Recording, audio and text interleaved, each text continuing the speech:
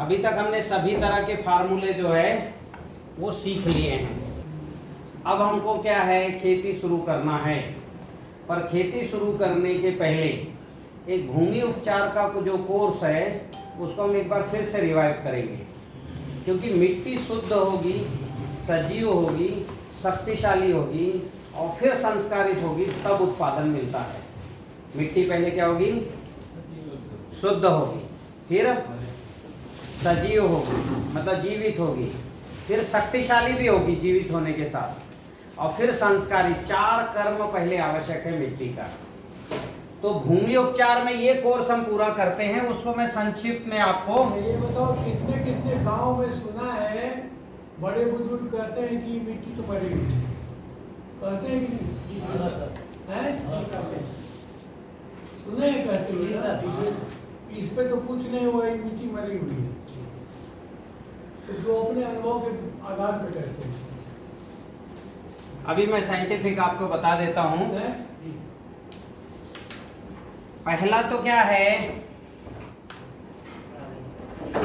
देखो जो 6 इंच की भूमि है उसको बोलते हैं भूमि, उसके नीचे की मिट्टी को बोलते हैं मृत मिट्टी, मतलब मिट्टी बोलते हैं, मृत भी नहीं मिट्टी, और ऊपर की भूमि को हम भूमि कहते हैं, ऊपर की मिट्टी को। तो भूमि क्यों करके कहते हैं? भगवान कृष्ण ने कहा यास्मिन भूमियाम जीवा नास्ति सा भूमि नास्ति। जिस भूमि में जीवन नहीं है, जीवाणु नहीं, वह भूमि नहीं है, उसको या तो मिट्टी बोलेंगे या बर्फ के पहाड़ बोलेंगे या रेगिस्तान बोलते हैं। तो हमारी जो भूमि है वो भूमि होनी चाहिए, जीवित होनी चाहिए। 1 ग्राम मिट्टी में 2 करोड़ बैक्टीरिया होते हैं कम से कम, मिनिमम कितना? 2 × 10 पावर 9, और 2 खरब तक 2 × 10 पावर 11 इतना बैक्टीरिया होते हैं। बैक्टीरिया देखो 4 तरह के जीव हैं, अंडज, द्विदज, है ना, फिर बैक्टीरिया और छोटे कीट। तो ऐसे 4 तरह के जीव हैं मिट्टी में, जो उस समय इनकी पूरी जिंदगी हो जाती। जो मिट्टी से ऊपर निकलते वो जीव कहलाते हैं, जिनकी मिट्टी के अंदर ही जीना और मिट्टी के अंदर ही मर जाना होता है, वो मिट्टी के जीव हैं। जो मिट्टी से ऊपर आ जाते हैं वो मिट्टी से बड़े जीव, वो जो है उनको जीव कहते हैं। और जो मिट्टी में ही जिंदा होते हैं और मिट्टी में ही मर जाते हैं उनको बोलते हैं जीवाणु। तो 2 करोड़ से 2 खरब जीवाणु होनी चाहिए हमारी मिट्टी में। तो ये अभी हमारी मिट्टी में मित्र के बजाय शत्रु जीवाणु हैं, जिनको हम बोलते हैं कीटाणु। और वो कीटाणु होंगे तो हाथ में आप मिट्टी रखेंगे, ताकत घट जाएगी। ताकत घट रही है, इसका मतलब है आपकी मिट्टी में बहुत ज्यादा फंगस है, खराब वाला वायरस है और कीटाणु है। जब फंगस, वायरस, कीटाणु होंगे तो उस मिट्टी में हाथ में रखेंगे, ताकत घट जाएगी।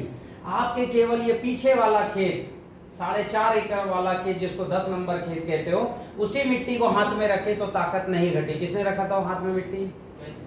ताकत घटी थी क्या? तो उसमें अभी ताकत बढ़ाने वाले जीव हैं, और बाकी सारी मिट्टी में ताकत घटाने वाले। क्यों? कहीं ना कहीं हमने घोड़े का गोबर डाला, कच्चा गोबर, या हमने जो केचुआ खाद हम बनाते हैं वो निगेटिव केचुआ से बना लिया, लाल मुंडी का APJ, या हमने बेसन का घोल डाला। तो अभी हमको 2 काम करने पड़ेंगे। एक, जो जीवित हो चुके हैं कीटाणु, उनको मारना पड़ेगा, और अपने जीवाणु बढ़ाने पड़ेंगे। मतलब 2 काम हो गए ना। एक तो मारने का काम, यानी धर्म हिंसा तदेव च। भगवान कृष्ण ने स्पष्ट कहा कि अच्छे काम के लिए हिंसा हो रहा है तो होने दो, पर हिंसा कौन करे?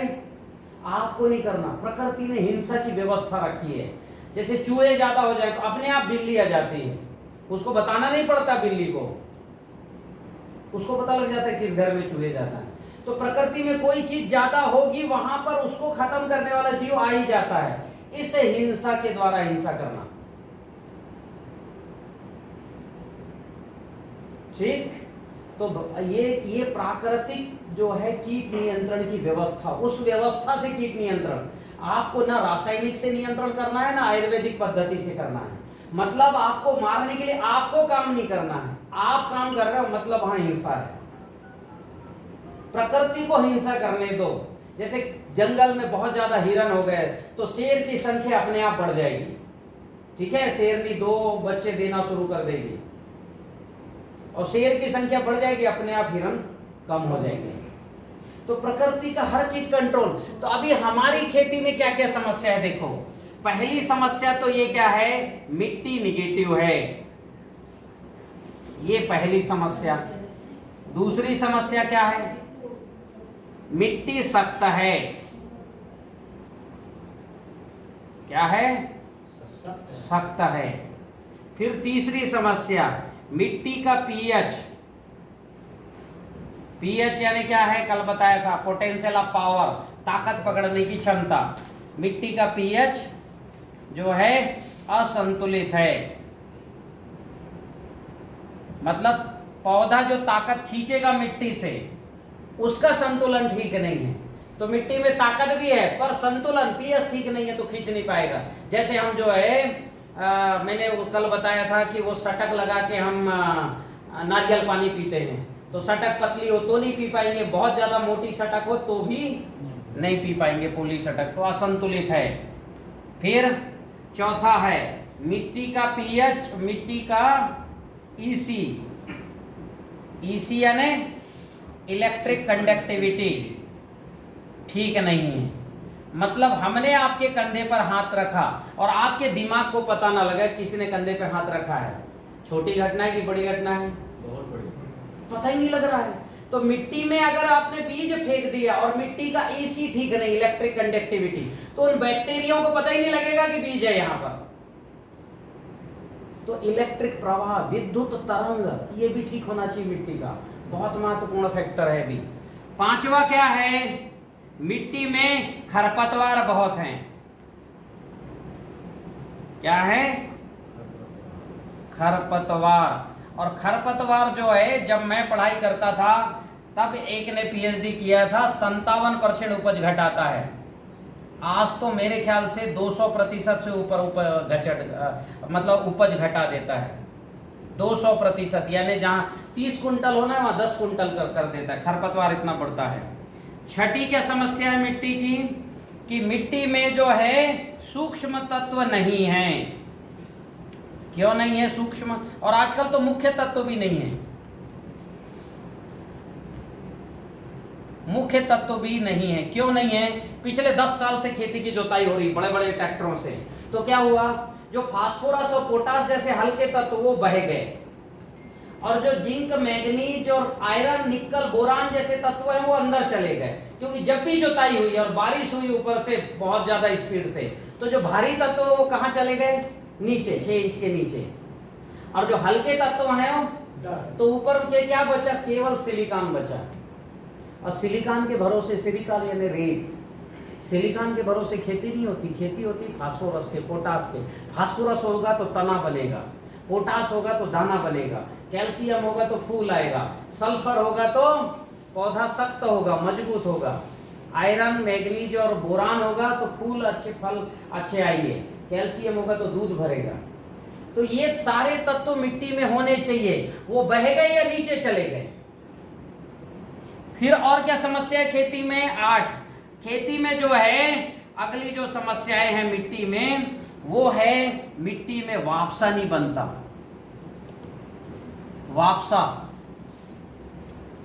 वापसा का क्या मतलब है, पौधा वाष्प और वायु पीता है। क्या पीता है पौधा, वाष्प और वायु। पौधा सीधे पानी नहीं पीता जैसे हम गट गट गट पानी पी लेते, वैसे मिट्टी में जब पानी जाएगा अंदर घुसेगा और वो पानी जब भाप बन के ऊपर उठेगा तब जड़ उसको सोखती है, इसको बोलते हैं वापसा। और इसी वापसा के माध्यम से पौधा सूक्ष्म तत्वों को भी ग्रहण करता है। तो मिट्टी आजकल हो गई है कॉम्पैक्ट, और जुताई कर करके हमको लगता है ऊपर की मिट्टी मुलायम है, नहीं, वो मुलायम नहीं है, वो जो है छोटे छोटे क्रिस्टल कणों में विभक्त हो गई है। जैसे शक्कर, इसको मुलायम कहेंगे क्या, शक्कर का बोरा रखा है, ढेर रखा है, आप हाथ ऐसे करोगे तो आपका हाथ आसानी से आएगा, तो इसका मतलब वो मुलायम है क्या शक्कर, वो क्रिस्टल हो गया। वैसे मिट्टी क्रिस्टल हो गई है। जुताई कर करके हमको लगता है बड़ी मुलायम है मिट्टी, तो हमने बड़ा कर लिया, नहीं, मिट्टी का छोटा से छोटा कण, सूक्ष्म से सूक्ष्म कण भी स्वतंत्र होना चाहिए। उस मिट्टी से खुशबू आती है, सौंधी खुशबू, ये यहां नहीं है, वापसा नहीं बन रहा है। ठीक है। 8वीं समस्या है खेती में फंगस बहुत है। कौन से फंगस, जो जड़ को काला कर देता है, जिसको बोलते पीथियम, जो जड़ को लाल कर देता है, जो जड़ को कुतर देता है। ऐसे जो है 4-5 तरह के फंगस बहुत हैं। कौन कौन से? पीथियम, पाइथोथोरा, राइजोक्टोनिया, ऐसे फंगस बहुत हैं। तो ये फंगस जो है, ये फंगस जब तक खेती में रहेंगे तब तक खेती अच्छी नहीं हो सकती। क्यों? जो भी बीज डालोगे वो बीज को जो है सड़ा देगा, जैसे जैसे उगेगा जड़ को खत्म कर देगा। तो जड़ खत्म हो जाए, फंगस जो है रहेगा तो कहां से ग्रोथ करेगा? तो फंगस बहुत है। फंगस के बाद क्या हो गया? खेत में कीट बहुत हैं। कौन कौन से कीट है? रस चूसक कीट भी बहुत हैं, ठीक है, रस चूसक भी हैं और इल्ली वाले भी हैं, दोनों हैं। इतनी समस्या है खेती में, इसलिए किसान इनके लिए किसान काम नहीं कर रहा है। ना मिट्टी की नेगेटिविटी दूर करने के लिए काम कर रहा है क्या किसान? किया कुछ उपाय? पता ही नहीं तो करेगा कहां? मिट्टी सख्त है, इसके लिए कुछ उपाय कर रहा है क्या? उपाय क्या कर रहा है? ट्रैक्टर बार बार जुताई कर रहा है। उसको लग रहा है जुताई करके, अरे वो तो जितनी ज्यादा ट्रैक्टर जोतेगा ये सख्तपन और बढ़ेगा। पहले 35 HP का ट्रैक्टर चलता था, अब जो है 50 HP और फिर 65 HP चलने लगा, और ट्रैक्टर के पीछे रोटावेटर लग गया। मिट्टी के pH के लिए काम नहीं कर रहा है, मिट्टी का EC के लिए काम नहीं कर रहा है, मिट्टी में खरपतवार बहुत है, काम नहीं कर रहा है, निदाई खूब करा रहा है और बहुत हल्ला मचा रहा है किसान की भयंकर लागत। भाई आप मूल पे काम करोगे तो लागत जो है घटनी है। आप जुताई करके जितनी ज्यादा जुताई होगी, खरपतवार बढ़ते ही घटते ही? बताओ मुझे। बढ़ते हैं, और खरपतवार बढ़ते हैं घूरे का गोबर, कच्चा गोबर डालने से। मिट्टी में सूक्ष्म तत्व नहीं है, वापसा नहीं बनता, फंगस बहुत है, कीट बहुत है, इनके लिए काम नहीं करता। मिट्टी में कीट ना रहे उसके लिए काम नहीं करता। जब कीट पैदा हो जाते तब किसान परेशान होता है, ये कीटनाशक वो कीटनाशक, तो केमिकल को कुछ भी डालने की कोशिश करता है। मैंने इन्हीं पर काम किया है, कोई समस्या नहीं, इसका हल कर लो आप। भूमि उपचार का हल करो और बोर घर जाके सो, फसल ही काटने जाना है आपको, कुछ काम नहीं करना है। केवल आपको जो मैंने बताया, हर हफ्ते क्या देना है? क्या देना है हर हफ्ते? ऊर्जा, अणु जल, और हर 15 दिन में हाँ जी ऊर्जा जल, और हर महीने में जीवाणु जल देना, बस इतना ही करना। तो इसको ठीक करने के लिए क्या काम? मिट्टी की निगेटिविटी ठीक होगी अग्निहोत्र भस्म और फिटकरी से। फिटकरी क्या है? फंगस को मारता है, और अग्निहोत्र भस्म क्या है? निगेटिविटी को खत्म करता है। और फिटकरी और क्या काम करता है? ये अग्निहोत्र भस्म के पानी को अंदर तक लेके जाता है, एक एक छोटे छोटे कण के अंदर, क्योंकि फिटकरी पानी के सरफेस को तोड़ता है, एक बूंद को 1000 गुना से ज्यादा तोड़ता है। तो आपको क्या करना है? फिटकरी और जो है 100 ग्राम भस्म, 100 ग्राम फिटकरी की पोटली बना के 200 लीटर पानी में रख दो, और अगले दिन उस पानी को खेत में जाने दो। ये पोटली किसी और पानी में रख दो, ऐसा करते जाओ। 7-8 बार जो है खेत में ये फिटकरी और भस्म का पानी भेज दो, मिट्टी परमानेंट पॉजिटिव। समस्या बड़ी, समाधान छोटा।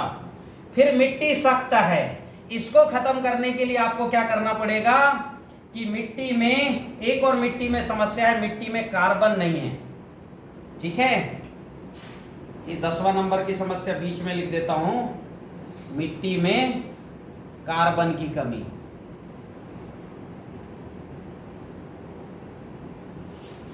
तो ये दोनों समस्या अभी क्या है, सख्त और कार्बन की कमी है। तो आपको क्या करना है?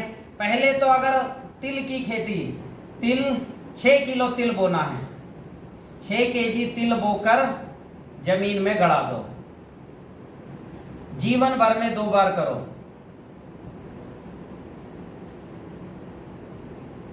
ठीक है। और जब तिल बोओगे उसी समय पे, या जब फसल लगाओगे उस समय पे जीवाणु घोल कितना डालोगे? 200 लीटर हर सिंचाई में, हर सिंचाई में 200 लीटर डालो। फिर फफूंद भक्षक घोल,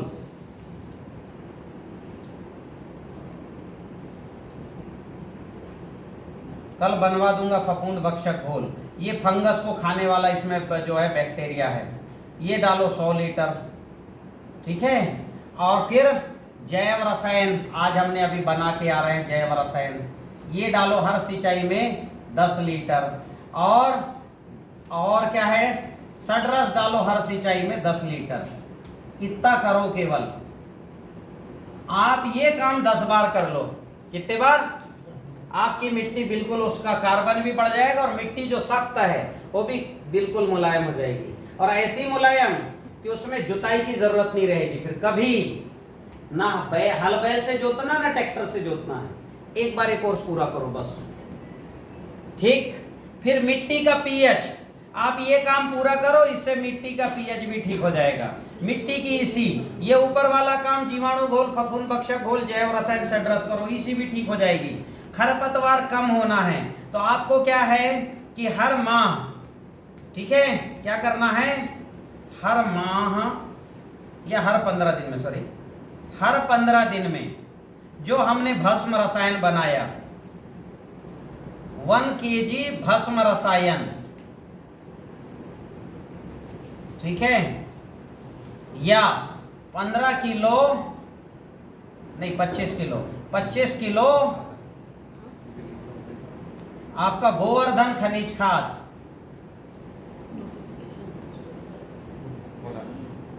ये डालते रहो। खरपतवार आपके जो है 1 साल के अंदर खत्म हो जाएंगे। अब मतलब खत्म यानी इन द सेंस, यानी खरपतवार की समस्या नहीं रहेगी। खरपतवार होंगे पर कम होंगे और हमारे फसल को कोई नुकसान नहीं। मिट्टी में सूक्ष्म तत्व कम है, उसके लिए भी ये जो है हर 15 दिन में 1 किलो भस्म रसायन और हर महीने हर 15 दिन में 25 किलो गोवर्धन खनिज खाद ये डालो। वापसा नहीं बनता तो आपको क्या करना है, ये ऊपर वाली जो समस्या है जीवाणु घोल, फफूंद भक्षक घोल, जैव रसायन सडरस डालो, वापसा बनना शुरू हो जाएगा। फंगस बहुत है तो ऊपर हमने फफूंद भक्षक घोल डाला है, तो फफूंद भक्षक पाउडर और फफूंद भक्षक घोल ये पाउडर डालो हर महीने कम से कम 10 किलो बना के, और प्लस जो है फफूंद भक्षक तरल हमने पहले ही जो है इसमें मिला दिया है, फफूंद भक्षक घोल, इसको जो है हर 15 दिन में 100 लीटर डालो, ठीक है। 1-2 हजार लीटर जाते ही फंगस की समस्या खत्म। कीट भक्षक यानी आपके खेत में कीट पैदा ही नहीं होना चाहिए, तो इसके लिए क्या है कि कीट भक्षक घोल, ये वर्ष में आपको 8-10 बार इसको भी डालना है मिट्टी में। कैसे बनेगा, हमने खेत में फंगस, वायरस, कीट सब भूरे के गोबर के माध्यम से डाला है, तो उनको खाने वाले वायरस डालने। 8 वायरस हैं, metarhizium, verticillium, beauveria bassiana, bacillus thuringiensis, NPV virus, ठीक है, हर्सुटेला, ऐसे 8 वायरस हैं। अकेले 4 वायरस भक्षक V+ में हैं, तो ये ग्रोथ नहीं कर सकते क्योंकि वायरस बनाने के लिए एक बड़ा लैब लगता है। जैसे कोरोना एक वायरस है, वैसे भी एक वायरस, ये कीटों के वायरस हैं। इनको जीवन में 4-6 बार बस डालना है, 4 बार डाल दो 4 मौसम में, क्योंकि हर मौसम में अलग अलग कीट पैदा होते हैं, तो 4 मौसम में ये डाल दो V+ भक्षक V+ को। कब डालना है, 4 मौसम, यानी एक मौसम अभी हो गया, फिर उसके बाद दूसरा मौसम, ज्यादा ज्यादा कुल 6 मौसम होते हैं, 6 ऋतुएं होती है ना, तो 6 ऋतु में 6 बार डाल दो। अलग अलग ऋतु में अलग अलग जो है जीव पैदा होते हैं, तो ये भक्षक V+ को आप डाल दो। क्या करोगे, 200 लीटर पानी में आधा लीटर V+ डालो, 1 किलो गुड़ डालो, 1 दिन रखो या तुरंत भी कर सकते हो। ये गुड़ डालने से बढ़ते नहीं है, गुड़ केवल डाइल्यूट करने के लिए, ताकि गुड़ के छोटे छोटे कण से वायरस चिपक जाए। फिर इसको खेत में चला दो। फिर क्या होगा, जैसे दीमक उस वायरस के ऊपर गुजरेगा तो दीमक के पैर से चिपक जाएंगे, फिर जाके दीमक रानी दीमक से मिलेगा तो ये उसके गर्भ में चला जाता है और पूरा दीमक खत्म कर देता है। ऐसे सारे कीटों को खत्म कर देते ये। तो इस तरह से मैंने संक्षिप्त में आपको ये बताया कि ये जो है इस समस्या का निदान है। मेरे गुरुजी मुझे बार बार कहते थे कि 5 महाभूतों के लिए काम करो। 5 महाभूत कल बताया, भूमि, गगन, वायु, अग्नि, नीर। भूमि का भ, गगन का ग, वायु का व, अग्नि का, नीर का ना, भगवान। इनके लिए काम करो कि भूमि में भगवान ठीक हो, 5 महाभूत अनुकूल हो। कल पहले दिन बताया था 70% जल तत्व, 21% वायु तत्व, 1% भूमि तत्व, 32 डिग्री टेम्परेचर। मिट्टी का ये जो है इसके लिए काम करो, कोई बीमारी नहीं आएगी। पहले मुझे समझ में नहीं आता था, लेकिन जब पंच महाभूतों का अध्ययन मेरा पूरा हुआ तो एकदम से समझ में आ गया। आप पंच महाभूत को ठीक करो, मिट्टी में, पानी में, हवा में, बीज में और पौधे में, कोई बीमारी नहीं आएगी। ठीक है, तो ये एक अलग से गणना है पंच महाभूत ठीक करने का। मैंने कल चेक किया था, केवल आपके इधर के खेत में किस तत्व की कमी थी? वायु तत्व की कमी थी ग्राउंड में, बाकी पंच महाभूत ठीक थे। और वायु तत्व बढ़ाने का क्या बताया था मैंने? तिल जमीन में गड़ा के या तो वो कर लो, या अच्छे से जो है कंपोस्ट खाद को पॉजिटिव करके फिर डाल दो। पहले पॉजिटिव करके डालो। कब? अभी डाले हो? ठीक है, तो पहले उसको पॉजिटिविटी मतलब थोड़ा जो है अग्निहोत्र भस्म का जल डाल के थोड़ा उसमें भी बचा होगा जो नीचे होगा, तो उसको भी पॉजिटिव कर लो और फिर यहाँ फसल लगाओ। तो ये भूमि उपचार का मैंने संक्षिप्त में आपको समझाया। ये बातें ध्यान में रखनी है, कभी भी बीमारी आती है तो इन बातों को सेव करके रखो अपने पास। कोई बीमारी आती है इनमें से करो। फिर मैं आपको पंच महाभूतों की विद्या भी सिखा रहा हूँ कि इसको कैसे जो है ठीक करना, कि भूमि तत्व, वायु तत्व, अग्नि तत्व, नीर तत्व, जल तत्व, इसको कैसे ठीक रखना। आगे बढ़ें।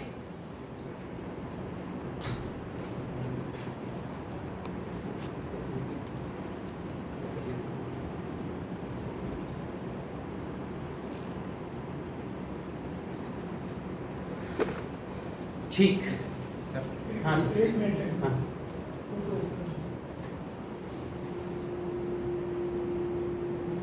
एक मेरी क्वेरी है भैया, हाँ, कि जैसे आपने बता दिया 10 अपने समस्या बताई, 10 समाधान बताए। हाँ। लेकिन जो किसान है ना, जो खेती कर रहा है, वो पहले आइडेंटिफाई कैसे करेगा? ये प्रॉब्लम जितने आपने बताया 10 निगेटिव है, कैसे आइडेंटिफाई, प्रॉब्लम आइडेंटिफिकेशन कैसे होगा?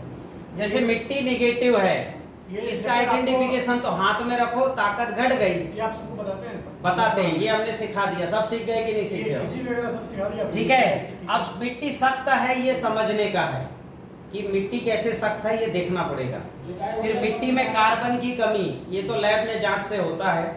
कार्बन की कमी का क्या है? आप जो है ना थोड़ी सी मिट्टी पानी में रखो, ट्रांसपेरेंट में, पानी का रंग अगर थोड़ा सा कालापन आता है मतलब कार्बन है।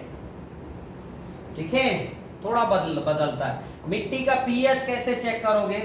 तो इसके लिए वो पीएच का वो आता है एक छोटा सा जो है, उससे लगा के चेक। पानी और जो है मिट्टी को पहले पानी का पीएच नापो। अगर पानी का पीएच अप डाउन है तो फिर मिट्टी का नहीं आएगा। पानी ठीक है, उसके बाद वो पानी को मिट्टी में डालो, उसको पीएच मीटर को उसमें डालो, पीएच हो जाएगा। इसी के लिए ये तो लैब में जांच के पता लगता है।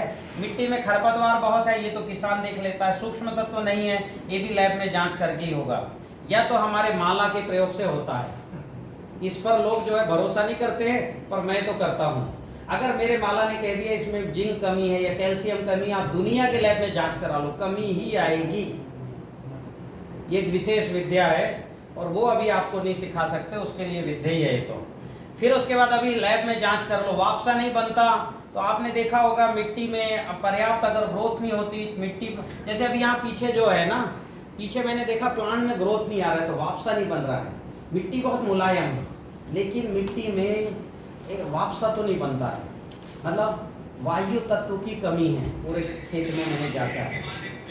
ठीक है, तो वायु तत्व की कमी आप जो है ये मेरे ख्याल से जीवाणु घोल, फफूंद भक्षक, जैव रसायन, सटरस डालोगे, जैव रसायन मुख्य है उसमें, आपके खेत में ये वापसा बनने लगेगा। जो आज अपन ने जैव रसायन बनाया ना, ये बनाओ आप 20 लीटर, 50 लीटर, 50 ड्रम और डालते जाओ हर सिंचाई में 10 लीटर, 20 लीटर, मिट्टी में अपने आप जान आ जाएगी। 1 साल का काम है बस। फंगस बहुत है ये तो हमने देख लिया, कीट भी बहुत है ये भी हमने देख लिया। तो फफूंद भक्षक घोल, कीट भक्षक घोल ये डालना है, ये बनाना भी मैं आपको सिखा चुका। ठीक है, आगे बढ़ें। अब मैं आपको थोड़ा सा पंच महाभूतों को कैसे ठीक करना वो मैं सिखाता हूं। पंच महाभूत, अभी देखिए पंच महाभूत अंग्रेजी में 5 एलिमेंट्स कहते हैं। पहला क्या है? भूमि, दूसरा गगन, तीसरा वायु, चौथा अग्नि और पांचवा नीर। हमारा शरीर किससे बना? पंच महाभूत, यानी भूमि का भा, गगन का गा, वायु का वा, अग्नि का आ और नीर का ना। क्या बन गया? भगवान। हम सबका शरीर भगवान से बना है और भगवान को मेंटेन करने का नाम ही जिंदगी है। किसको मेंटेन करने का नाम? ये जो भगवान है अप डाउन ना हो, अग्नि तत्व ना बढ़े, नहीं तो पित्त बढ़ जाएगा, आंखें लाल, जीभ लाल और जो है हमारा ब्लड प्रेशर बढ़ जाएगा। जल तत्व बढ़ गया तो हमारा कफ बढ़ जाएगा, या जल तत्व घट गया तो पित्त बढ़ जाएगा। तो भगवान को जो है संतुलित रखना, जो मात्रा तय है हमारे शरीर में, ये भी पहले मैंने बताया, यत यत पिंडे तत् तत् ब्रह्मांडे, कि जैसा पिंड वैसा ब्रह्मांड, जैसा ब्रह्मांड वैसा पिंड। हमारी मिट्टी में जितना फास्फोरस होगा उतना हमारे खून में होना चाहिए। हमारी मिट्टी का पीएच 7.2 है तो हमारा ब्लड का पीएच भी 7.2 होना चाहिए। हमारी मिट्टी में 1% मिनरल्स है तो हमारे खून में भी 1% मिनरल्स होना चाहिए। यह है भूमि। गगन तत्व, हमारे शरीर में 8% गगन तत्व। वायु तत्व यानी ऑक्सीजन कितना है? 21%, तो हमारे शरीर में 21%। अग्नि तत्व, धरती का औसत टेम्परेचर 32 डिग्री टेम्परेचर, तो हमारे शरीर में भी 32 होना चाहिए। और नीर, धरती में है 70% जल है तो हमारे शरीर में भी जल कितना होना चाहिए? 70%। ये होता है पंच महाभूत की अनुकूलता, उसको मेंटेन करना पड़ेगा। आपका शरीर मेंटेन है, आप स्वस्थ हो। मिट्टी में मेंटेन है, भूमि में भूमि गगन वायु अग्नि नीर है तो भूमि स्वस्थ है। हवा में भूमि गगन वायु अग्नि नीर है तो हवा स्वस्थ है। तो सभी में पंच महाभूत की अनुकूलता होनी चाहिए। ये अनुकूलता मेंटेन करना पड़ेगा। अभी भूमि में कितने तत्व होते हैं? 108। गगन में कितने तत्व होते हैं? 108। वायु में कितने तत्व होते हैं? 108। अग्नि में कितने तत्व होते हैं? 108। नीर में भी 108 तत्व। ठीक है। भूमि के 108 तत्वों को हम बोलते हैं रूप, गगन के 108 तत्वों को बोलते हैं रंग, वायु के 108 तत्वों को बोलते हैं गंध। जमीन से जब 108 तत्व निकलते ना तो एक स्मेल आती जिसको सूंधी महक बोलते हैं, उन्हीं 108 तत्वों की है। और अग्नि से 108 तत्व निकलते हैं वो कहलाते हैं स्वर, नीर से 108 तत्व निकलते हैं वो कहलाते हैं स्पर्श। तो अभी ये तत्व हमारे जो है हवा में गंध होनी चाहिए, पर कौन सी गंध? सुगंध। और गगन में भी रंग होने चाहिए। अभी कुछ रंग जो है बहुत ज्यादा धूल होने से कुछ रंग यहां तक आ नहीं पाते। तो हमको जो है अच्छा रूप, मिट्टी में रूप यानी जिंक, मैग्नीज, कैल्शियम, आयरन ये सब होना चाहिए। तो इसकी पूर्ति हम कर रहे हैं किससे? भस्म रसायन से। किससे पूर्ति करेंगे इसकी? भस्म रसायन और रस रसायन से। लेकिन प्रकृति में कोई भी चीज डायरेक्ट नहीं ले सकते हम। जैसे हमारे शरीर में आयरन की कमी है तो क्या लोहे को घिस के पी लेना चाहिए? भाई खून में आयरन होना चाहिए, नहीं होगा तो क्या होगा? हीमोग्लोबिन की कमी हो जाएगी, हम बीमार पड़ जाएंगे, कमजोर पड़ जाएंगे। तो आयरन की कमी, इसका मतलब हम लोहे को घिस के पी सकते हैं क्या? छेद हो जाएंगे। लोहा किस में है सबसे ज्यादा? अंगूर में है। तो हम 10 किलो अंगूर खाएंगे तब भी हमारे शरीर में लोहे की पूर्ति नहीं होगी। या तो लोहा घिस के पिए तो हमारा पेट आंत जो है फट जाएगा, और अंगूर 10 किलो भी खा लोगे तो भी लोहे तत्व की पूर्ति नहीं होगी। लेकिन वहीं 1 किलो अंगूर को, कितने किलो अंगूर को? 1 किलो अंगूर को 3 लीटर पानी में डाल दो और 300 ग्राम गुड़ डाल दो और रख दो 3 महीने के लिए, वो अंगूर का जैव रसायन बन जाएगा। उसको जो है बाजार की भाषा में बोलते हैं द्राक्षासव। क्या बोलते हैं? द्राक्षासव। आप ये द्राक्षासव 3 लीटर पी लो, आपके शरीर में आयरन की मात्रा बढ़ जाएगी। तो आप 10 किलो अंगूर खाओगे तो आयरन नहीं बढ़ेगा। आयरन घिस के तो पी नहीं सकते, पर अंगूर का जैव रसायन बना दिए। मतलब यहां बैक्टीरिया से आपने उसको क्या कर दिया? उसका फर्मेंटेशन कर दिया। क्योंकि हर चीज बैक्टीरिया देता है जीवन की। इसी को बोलते हैं जीवो जीवस्य जीवनम। ये अध्याय मैंने बताया ही नहीं आपको, ये मेरे YouTube में है, ये सब मेरे 15 घंटे के टॉपिक है। प्रकृति का ऊर्जा विज्ञान, प्रकृति का जीवन विज्ञान। ऊर्जा विज्ञान तो आपको पहले दिन 2 घंटे में बताया, ठीक है, कि ऊर्जा क्या है, और पंचमहा जो है ऊर्जा, अधोगति, ऊर्ध्वगति थोड़ा बताया। ये प्रकृति का जीवन विज्ञान, प्रकृति में हर काम बैक्टीरिया करते हैं। आप यहाँ प्रैक्टिकल कर रहे हो, इसलिए बताने की मैंने जरूरत नहीं समझी। प्रकृति में हर काम बैक्टीरिया भोजन देते हैं। वो अंगूर को द्राक्षाशौच, अंगूर का जैव रसायन बनाने का काम किसने किया, और उसमें अब उस लिक्विड में पड़े हैं मिनरल्स आयरन के। जैसी पियोगे आपका आंत उसको सोख लेगा, ब्लड में आयरन बढ़ा देगा। अंगूर खाते तो मिलता क्या, ऐसी अमरूद में भी आयरन है, और खूब अमरूद खाओ नहीं मिलेगा आयरन, क्योंकि उस आयरन को हमारी आंत पचा नहीं सकती। उस अमरूद का अमरूद जैव रसायन बनाओ और पी लो, आयरन बढ़ जाएगा। तो हमने क्या है कि ये जैव रसायन आज बनाए कि नहीं बनाए, कितना बनाए जैव रसायन, 200 लीटर, आज 150-300 लीटर जैव रसायन बनाए कि नहीं, 310 लीटर जैव रसायन बना के आए हैं, ठीक है। आप यहाँ बनाओ 3000 लीटर जैव रसायन, और दो तो सही पौधों को, पौधे ऐसे चल पड़ेंगे कुछ पूछो मत, दिन दूनी रात चौगनी। आप रोज जाओगे कहोगे पौधा इतना लंबा बढ़ गया, इतना लंबा बढ़ गया, और कोई 7 दिन में जाएगा तो हक्का बक्का रह जाएगा। अभी तो मैंने इतना बड़ा पौधा देखा था, इतना बड़ा कैसे हो गया, 6 फुट का हो, 7 दिन में 6 फुट का हो जाएगा पौधा। और प्रक्रिया कितनी सरल है, कोई कठिन है क्या जैव रसायन की, है कोई कठिन, तो बनाओ और डालो। तो अभी जो मिट्टी में बनता था जैव रसायन, उसको हमने ड्रम में बना दिया। भूमि तत्व की पूर्ति किया कि नहीं किया, और भस्म रसायन को कैसे बनाया, हमने पकाया मटके में, और उसको अब किस में डालेंगे, जीवाणु घोल में। ये जो जीवाणु बनेगा, ठीक है, ये जो है जीवाणु घोल, ये है जीवाणु। ये छोटा सा आपको कैप्सूल दिख रहा है, ये क्या दिख रहा है, एक कैप्सूल 1000 लीटर घोल को गाढ़ा कर देता है। कितना, 1000 लीटर घोल को गाढ़ा कर देता है कैप्सूल। इसका मालिक सब किसान है और शेयर होल्डर है, डायरेक्टर नहीं है।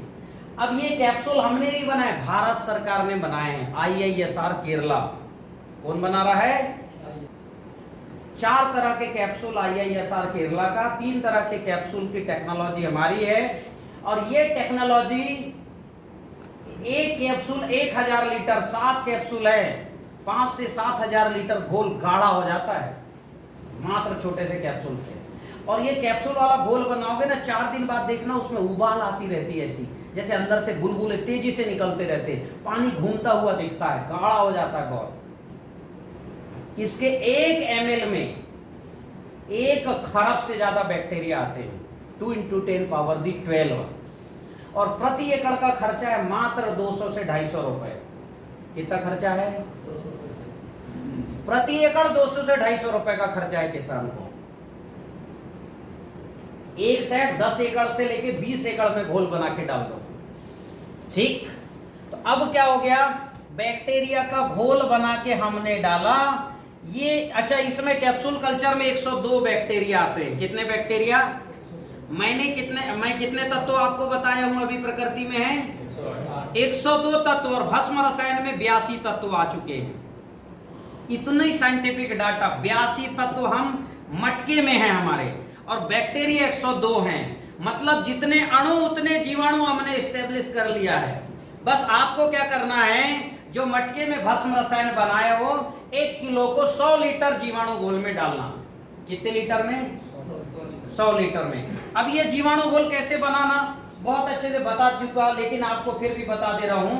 अभी शाम को हो सकता है प्रैक्टिकल करें अपन। 11 लीटर पानी में 100 ग्राम गुड़ डाल के उबालो। कितना, 11 लीटर पानी में 100 ग्राम गुड़ डाल के अच्छा उबालो। पूरे बैक्टीरिया खत्म हो जाने चाहिए, गुड़ के भी और पानी के। उसको ठंडा कर लो, फिर एक एक कैप्सूल ये डाल दो ऐसे फोड़ के। पहले बीच से ऐसे इसको क्या कर लो कि बीच से इसको ऐसे चीरा लगा लो और ऐसे निकाल के डाल दो।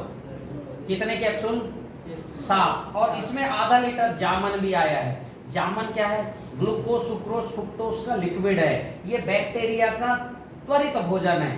जैसे कुंभकर्ण को जो है वो क्या बोलते हैं, पूड़ी और क्या बोलते हैं, बड़े बड़े जलेबी की गंध आई तो उठाओ, वैसे इसमें गंध है, भोजन है।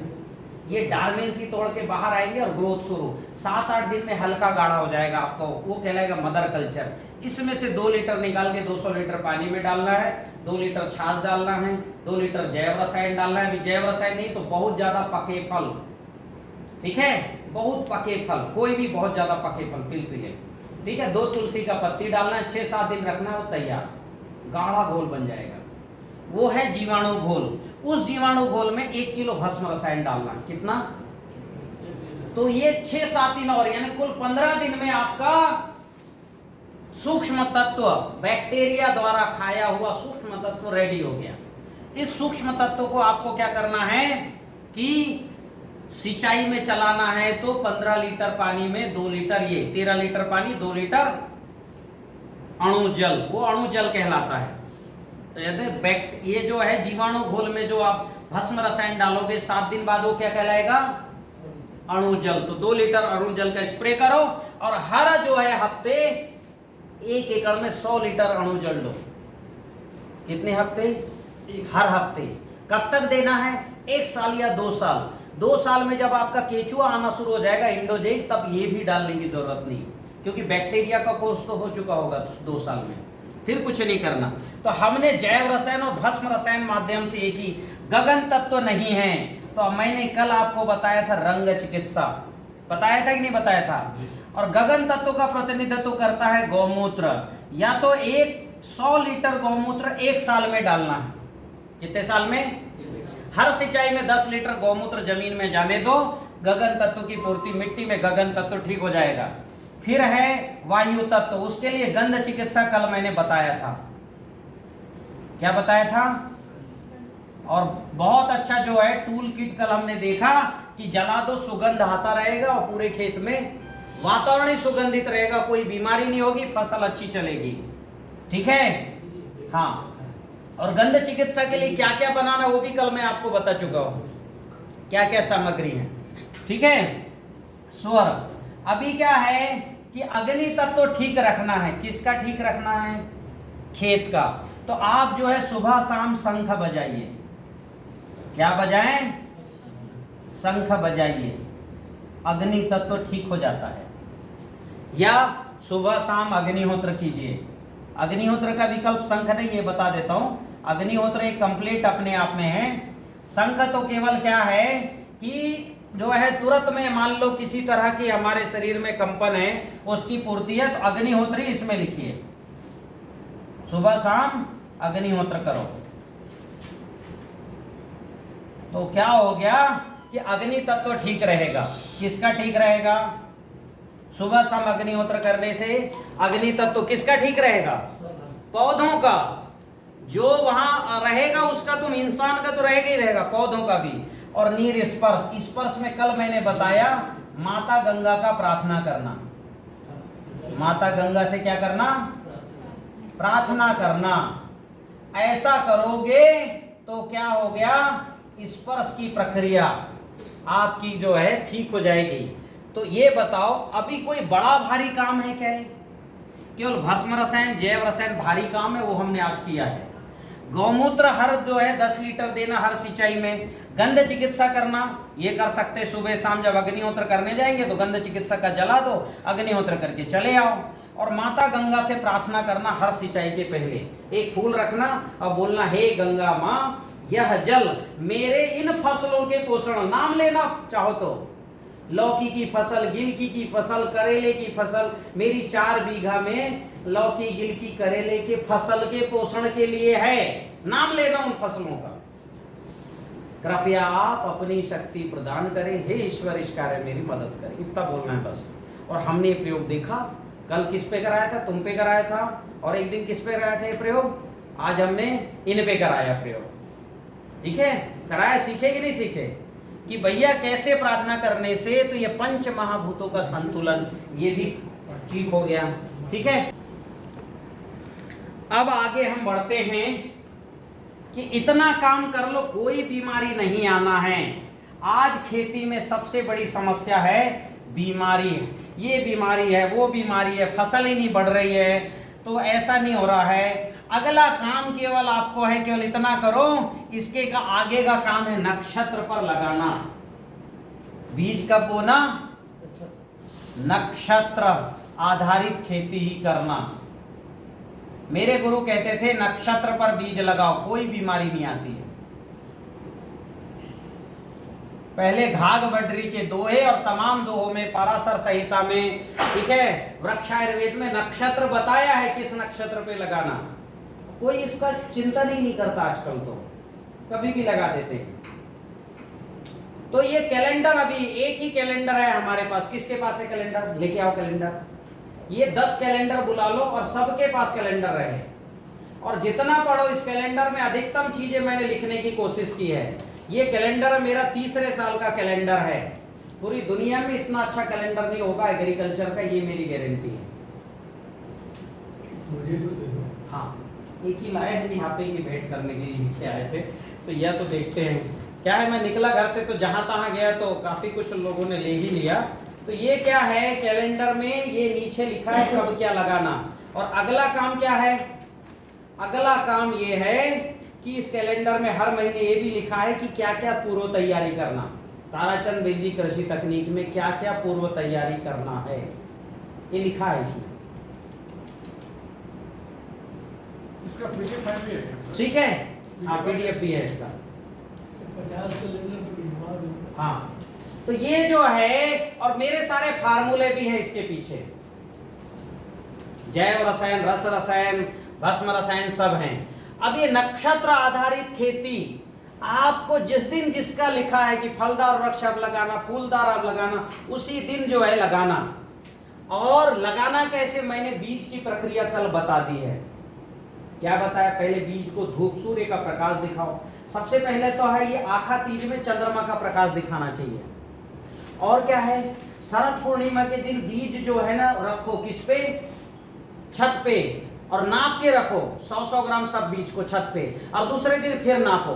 जिस बीज का वजन बढ़ जाए वो बीज उस साल ज्यादा उत्पादन देने वाला है, और जिस बीज का वजन घट जाए उस दिन वो उस साल उस फसल का कम उत्पादन होने वाला है। ये विज्ञान था भारत का प्राचीन। किस दिन करना है ये काम? शरद पूर्णिमा के दिन। हर बीज को धूप में निकालो। फिर क्या करना है कि आखा तीज के दिन हर बीज को सूर्य का प्रकाश दिखाना है। ये काम हम करते नहीं। तो अभी आखा तीज तो गुजर गया, अब कम से कम धूप तो दिखा देना 2 घंटे की। फिर छटाई करना। फिर क्या करना बीज का? पहले धूप दिखाना, छटाई करना, फिर धुआं दिखाना। कौन सा धुआं? यही गंध चिकित्सा का धुआं है। कमरे में रख देना, धुआं करके कमरा बंद करके बाहर चले जाना। और धुआं के बाद क्या करना है? प्रार्थना करना। कैसे करोगे? दोनों बीजों को हाथ में लोगे। जैसे गेहूं का बीज है, दोनों बीज हाथ में लो, जमीन पर बैठ जाओ, प्रार्थना करो, हे बीज, इस वर्ष तुम्हें मैं तुम्हारी वृद्धि के लिए, तुम्हारे बढ़ोतरी के लिए तुमको अपने खेतों में रोपित करने जा रहा हूं। कृपया आप अपनी शक्ति प्रदान करें। हे ईश्वर, इस कार्य में मेरी मदद करें। ऐसा बोल के इन बीजों को उसी ढेर में वापस फेंक दो। 100% जर्मिनेशन आता है। और पूरे समय जिस बीज में प्रार्थना किया है उसका जर्मिनेशन, ग्रोथ हमेशा आगे रहता है। और जिस बीज में आप प्रार्थना नहीं करोगे या जिस बीज में जहर लगा के बोगे, उसका जो है अलग ही रहेगी कहानी। तो ये बीज की प्रक्रिया कल मैंने अच्छे से समझा दिया। अब आगे की क्या हो गया कि बीज की प्रक्रिया हो गई और नक्षत्र पर बोने की हो गई। अब हमको सीखना है खेती। क्या सीखना है? खेती। मित्रों, प्राकृतिक खेती करने के लिए भूमि उपचार आवश्यक है। मिट्टी को सजीव करना आवश्यक है, मिट्टी को पुनर्जीवित करना आवश्यक है, तभी हम प्राकृतिक खेती कर पाएंगे। इस प्राकृतिक खेती के द्वारा ही हम प्रकृति को पुनः उसकी इकोलॉजी, उसकी पारिस्थितिक तंत्र को ठीक कर सकते हैं। मानव की सभ्यता, संस्कृति और समग्र ग्राम विकास का आधार यही प्राकृतिक खेती है। इसे करने के लिए हमें भूमि उपचार करना ही पड़ेगा। आप बिल्कुल 100% विश्वास कीजिए कि प्राकृतिक खेती से ही विपुल उत्पादन प्राप्त हो सकता है, बम्पर उत्पादन प्राप्त हो सकता है। क्योंकि रासायनिक खेती या जैविक खेती में उत्पादन की एक सीमा है, लेकिन जब प्रकृति देना शुरू करेगी तो बहुत उत्पादन मिलता है, क्योंकि प्रकृति हर काम प्रचुरता से करती है। इस बात को विस्तार रूप से समझाने के लिए 26, 27, 28 मई 2022 को मैं भारतीय कृषि अनुसंधान संस्थान पूसा नई दिल्ली द्वारा आयोजित ऑर्गेनिक एक्सपो में रहूँगा। प्रमुख वक्ता के रूप में वहाँ रहते हुए आप सबसे मुलाकात करूँगा। आप वहाँ आते हैं तो ज़रूर मिलिए।